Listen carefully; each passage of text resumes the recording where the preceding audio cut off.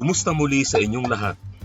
Ang ituturo ko naman ngayon ay kung paano ang mabilis na pag-square ng number na malapit sa 50. Halimbawa, 57 square. Ang una nating gagawin, kukuhanin natin ang difference from 50. 57 minus 50, 7. Tandaan nyo ito.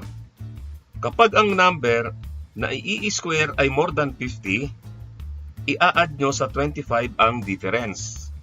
Otherwise, isusubtract nyo naman.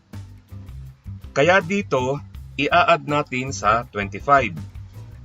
25 plus 7, 32. Yan ang magiging first part ng sagot. Tapos, yung last 2 digits na idudugtong natin ay ang square ng difference, which is 7 square equals 49. Kaya ang sagot, 3,249. Next, 52 square. 52 minus 50, 2. Tapos, para makuha natin ang simula ng sagot, i-add natin ang 2 sa 25. So, 27. Tapos, i-attach natin ang square ng 2, which is 4. Dahil ang kailangan natin ay 2 digits, lalagyan natin ng 0 before 4. Kaya ang sagot, 2,704. Magbigay naman tayo ng halimbawa na may carry over. 63 square. 63 minus 50, 13. Tapos 25 plus 13, 38. Tapos 13 square, 169. Dahil 2 digits lamang ang kailangan nating idugtong, ang 1 ay i-carry over natin sa 8. Kaya ang magiging sagot, 3,969. Doon naman tayo sa less than 50. Halimbawa, 42 square. Kunin natin ang difference from 50. 50 minus 42, 8.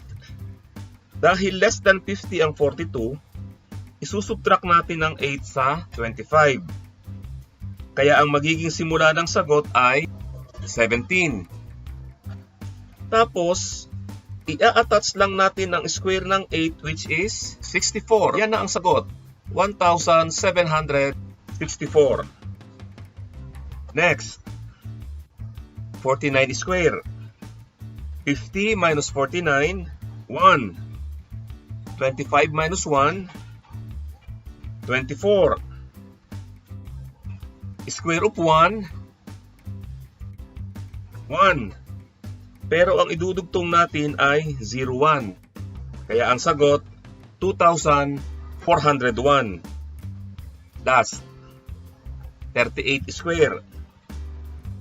50 minus 38, 12. Tapos, 25 minus 12, 13.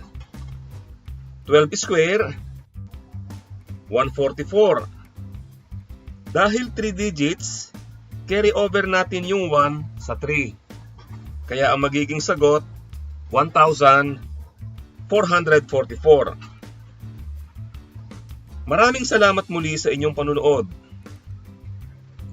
Stay safe and God bless.